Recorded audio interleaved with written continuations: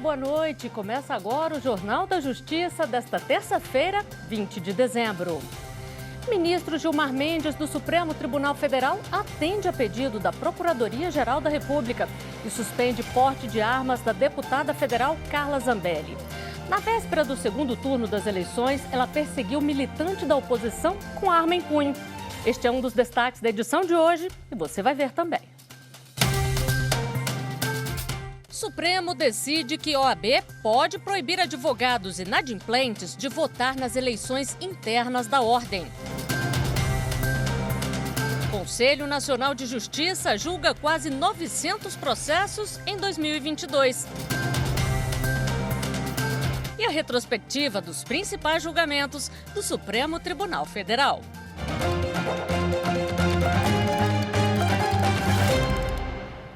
O ministro Gilmar Mendes, do Supremo Tribunal Federal, atendeu ao pedido da Procuradoria-Geral da República e determinou a suspensão do porte de arma de fogo da deputada federal Carla Zambelli, do PL de São Paulo.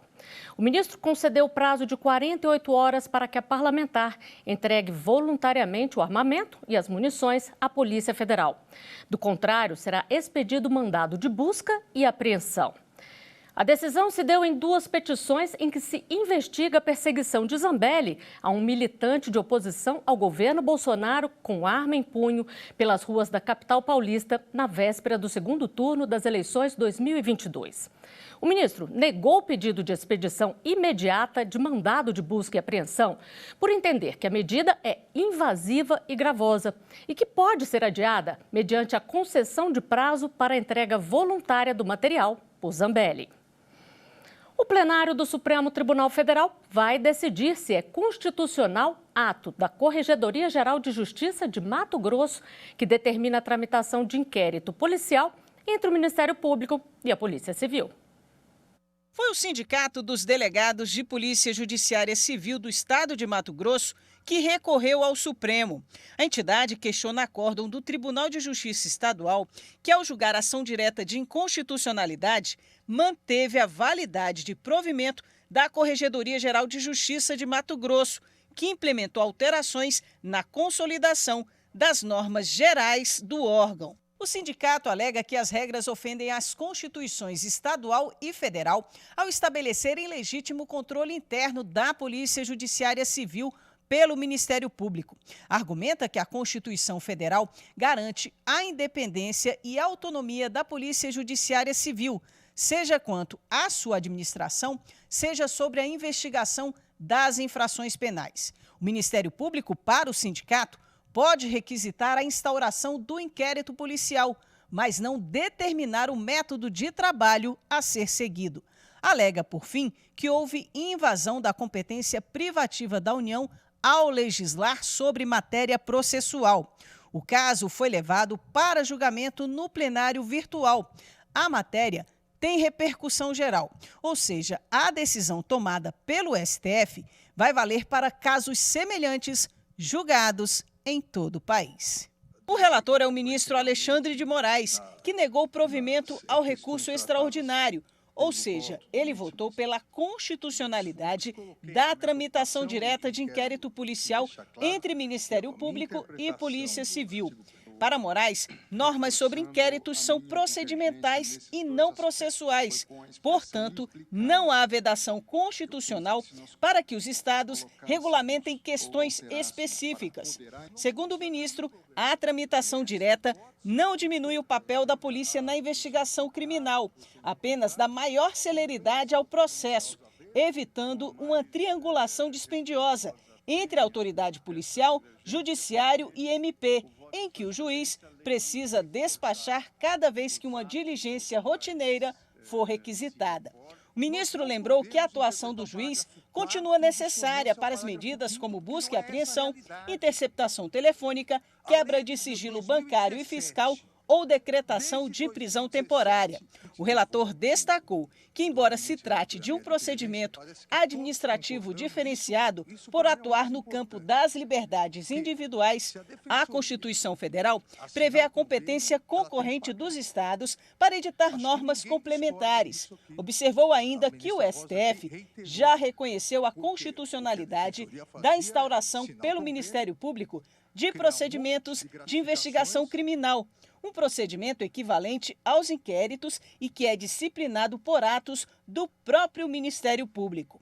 Por conta do recesso e férias no Judiciário, os prazos processuais no Supremo Tribunal Federal estão suspensos até o dia 31 de janeiro. Com isso, o prazo para encerrar esse julgamento é dia 6 de fevereiro. O Supremo Tribunal Federal vai definir se o não atendimento à ordem de parada da polícia configura crime de desobediência. Quem explica o recurso extraordinário que está no STF é a consultora jurídica da TV Justiça, Gisele Reis.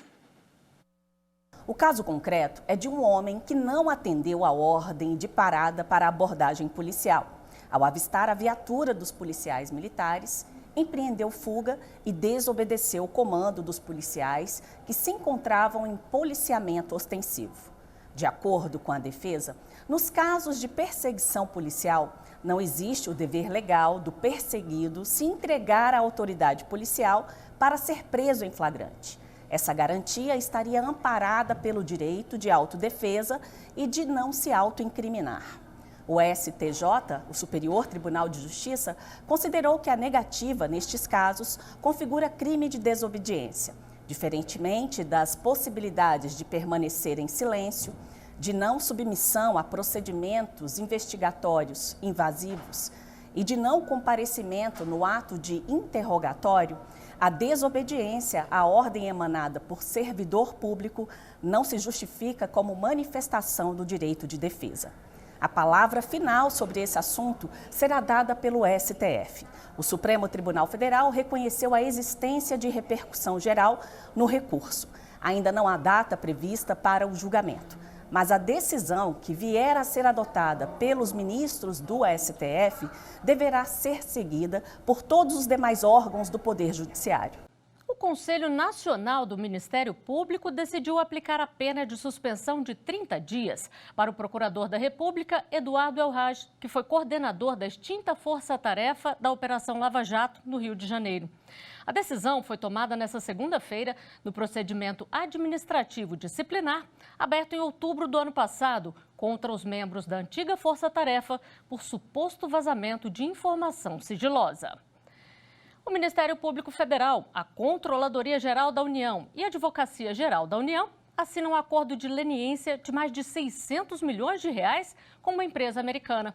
Os valores são devidos exclusivamente ao Brasil e são compensações por crimes cometidos pela empresa contra a Petrobras. A empresa, depois de uma investigação interna iniciada em 2019, tomou a iniciativa de reportar o que foi apurado às autoridades brasileiras. Por meio do acordo, a empresa se comprometeu a colaborar de forma ampla e integral com as investigações, fornecer provas, promover o ressarcimento de valores e pagar multas em relação a crimes e infrações cometidos no Brasil e nos Estados Unidos. O acordo prevê o pagamento de 638 milhões de reais. Os valores são devidos exclusivamente ao Brasil como forma de compensação aos crimes praticados pela empresa contra a Petrobras e se referem à reparação de danos, devolução de lucros e multas. E você vai ver a seguir: Conselho Nacional de Justiça divulga balanço das atividades de 2022. Eu volto já.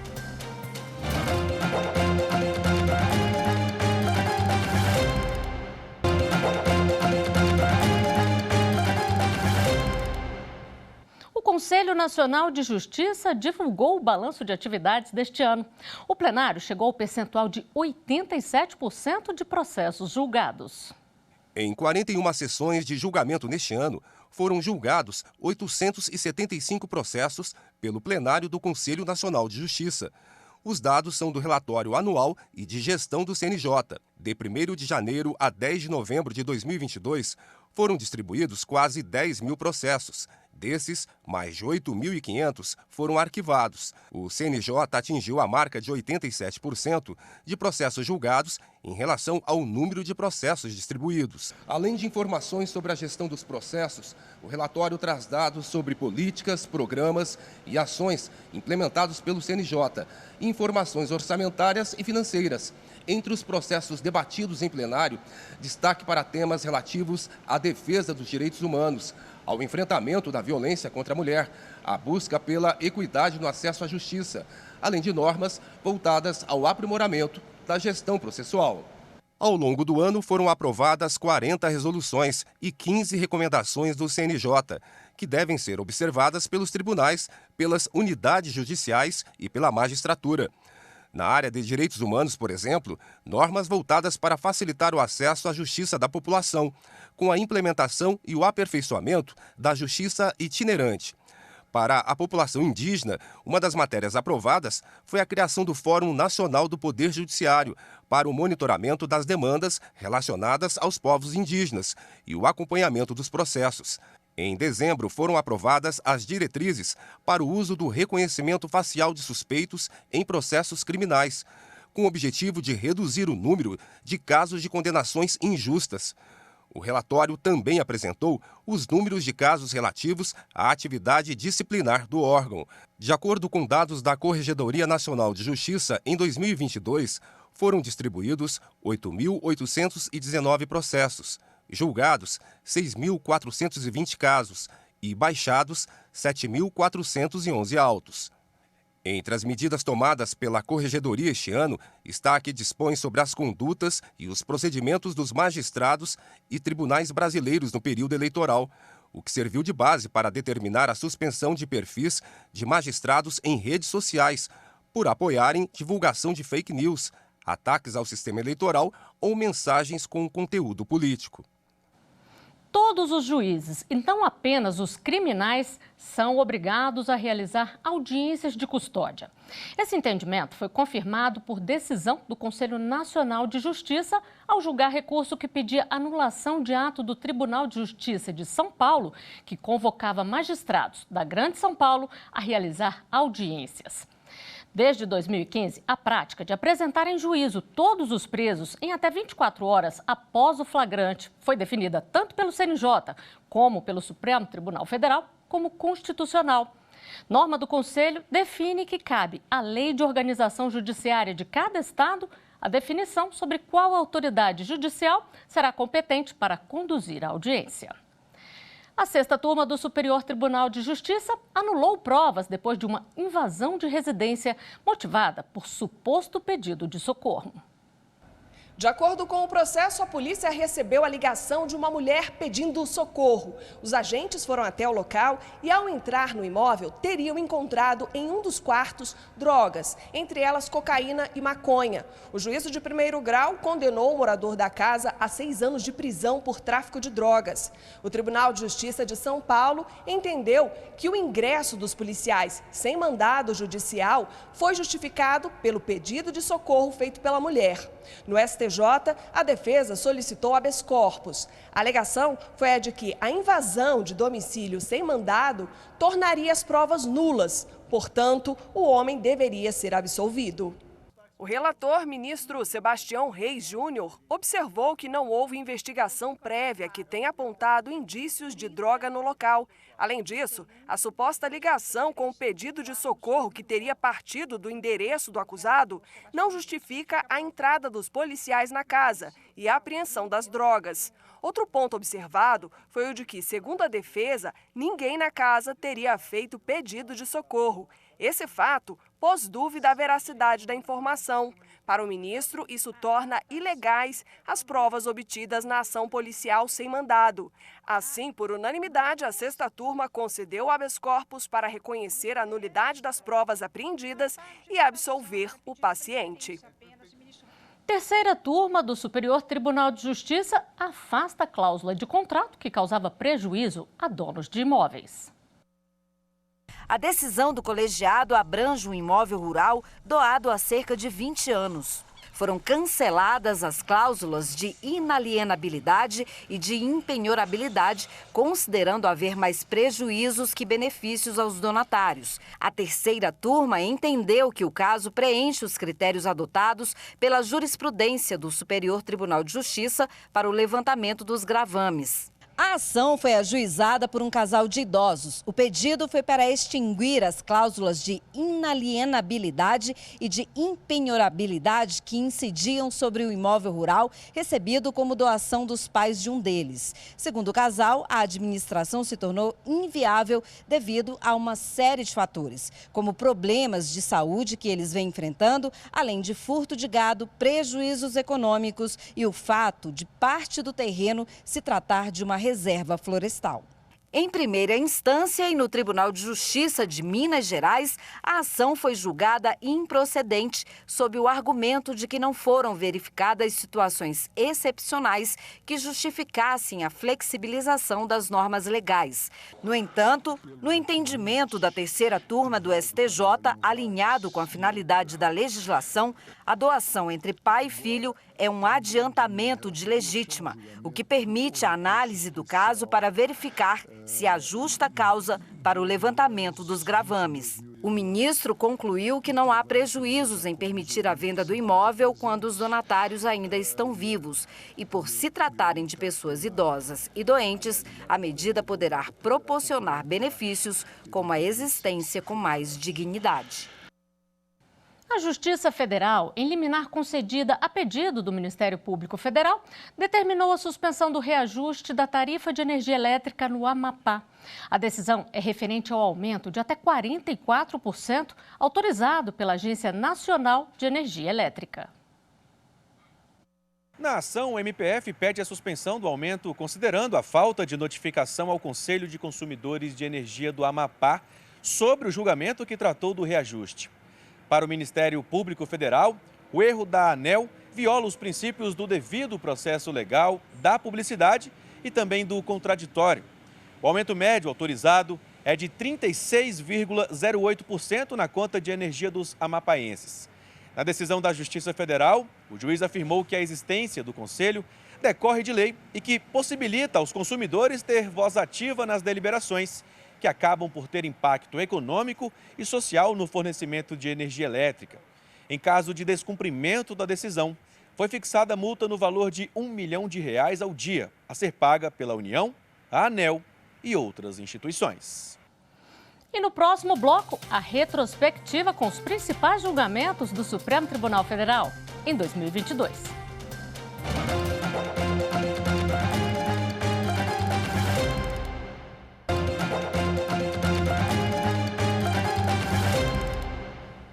Por unanimidade, o plenário virtual do Supremo Tribunal decidiu que a Ordem dos Advogados do Brasil pode proibir que advogados inadimplentes votem nas eleições internas da instituição. A ação foi apresentada pelo PROS. O partido questionou algumas normas da OAB sobre aplicação de sanções a advogados. Entre elas, a que considera infração disciplinar deixar de pagar as contribuições, multas e preços de serviços devidos à OAB. O partido afirmou que as penalidades previstas no artigo são desproporcionais. Pelo Estatuto, advogados inadimplentes poderiam ter o registro suspenso e ficariam impedidos de exercer a profissão e votar. O partido aponta que a exigência de adimplência para a alistabilidade, a pena de suspensão para inadimplência de contribuições anuais e a exclusão dos quadros da advocacia violam o princípio da igualdade, porque estabelecem verdadeiro voto censitário, indo de encontro à vedação ao retrocesso. O relator da ação no Supremo, o ministro Edson Fachin, aceitou parcialmente o pedido do partido e declarou que a suspensão do exercício da atividade é inconstitucional. Por outro lado, rejeitou a hipótese de que a impossibilidade de votar configuraria sanção política. Ainda segundo o ministro Edson Fachin, o quadro normativo apenas rege sobre as eleições para a direção de uma entidade de classe, sendo válido que participem do processo eleitoral apenas pessoas que efetivamente se encontram ativas no quadro de integrantes, associados ou filiados e cumprem as normas internas. Fachin ressaltou: Em meu modo de ver, diferentemente do que se passa com a interdição do exercício profissional, a exigência do adimplemento das anuidades para que os advogados possam votar nas eleições internas da OAB não configura sanção política em matéria tributária. Trata-se de norma de organização do processo eleitoral da entidade, a qual se afigura razoável e justificada. O julgamento foi no plenário virtual. Por unanimidade, os ministros acompanharam o voto do relator, pelo reconhecimento parcial do pedido.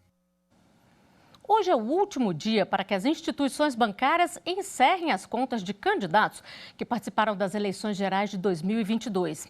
São contas que foram abertas para movimentação de recursos do fundo partidário, do Fundo Especial de Financiamento de Campanha e de doações para as eleições. Os valores que ainda estiverem nessas contas deverão ser transferidos para a conta bancária do diretório do partido. Já as sobras de recursos do Fundo de Financiamento de Campanha deverão ser destinadas ao Tesouro Nacional.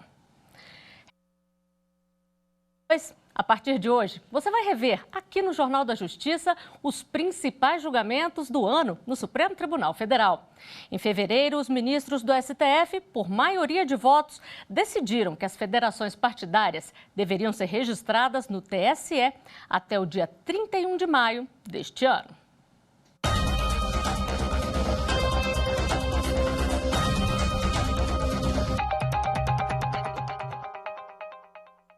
As federações partidárias foram criadas pela Lei 14.208 de 2021. Pela norma, uma federação pode reunir 2 ou mais partidos políticos e, após registro no Tribunal Superior Eleitoral, atuará como uma única agremiação partidária, com abrangência nacional.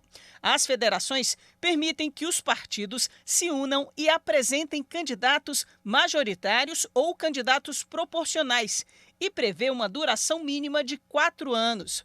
Já as coligações se formam no ano de eleição, no momento das convenções partidárias, e são desfeitas logo depois. Os partidos se unem apenas para a disputa dos cargos majoritários naquela circunscrição. Com isso, as eleições deste ano serão as primeiras com a formação de federações partidárias. O Partido Trabalhista Brasileiro, autor da ação, argumenta que o projeto que deu origem às federações foi votado e aprovado no Senado Federal após a Emenda Constitucional 97 de 2017, que proibiu as coligações em eleições proporcionais. Na avaliação do PTB, com alteração constitucional, o projeto deveria ter retornado à Câmara dos Deputados. O partido argumenta que as federações partidárias seriam institutos idênticos às coligações, vedadas nas eleições proporcionais. Em dezembro, o ministro Luiz Roberto Barroso, relator da ação, determinou em decisão liminar que as federações obtenham registro de estatuto até 6 meses antes das eleições, mesmo prazo fixado em lei para que qualquer legenda esteja registrada e apta a lançar candidatos. Barroso começou o voto explicando como funciona uma federação. É uma aliança de duração mínima de 4 anos.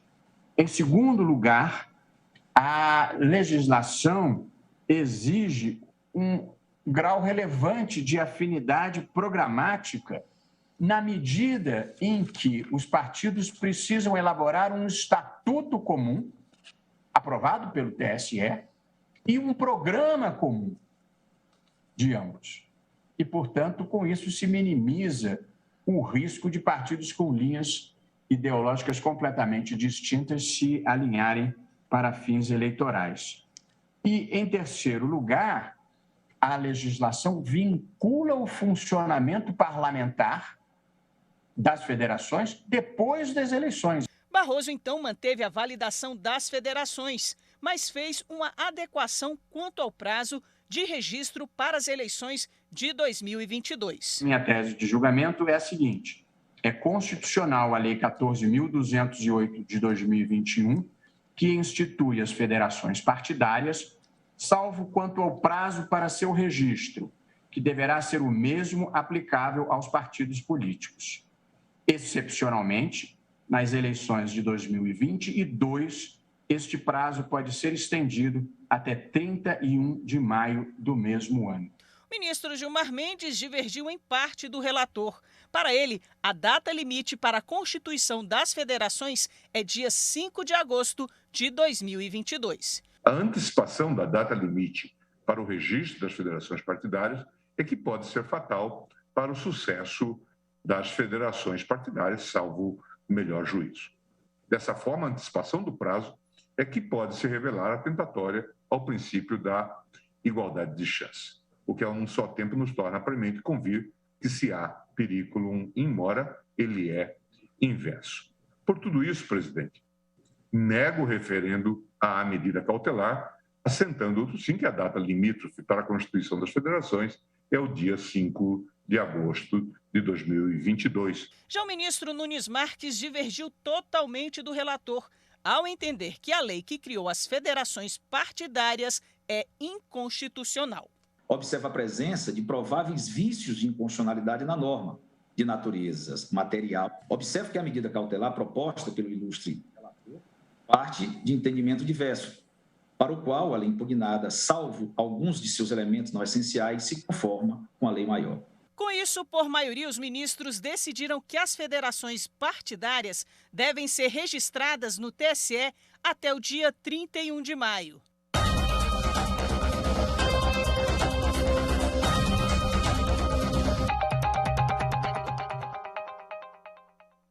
Esta edição do Jornal da Justiça fica por aqui. Obrigada pela companhia, uma boa noite para você.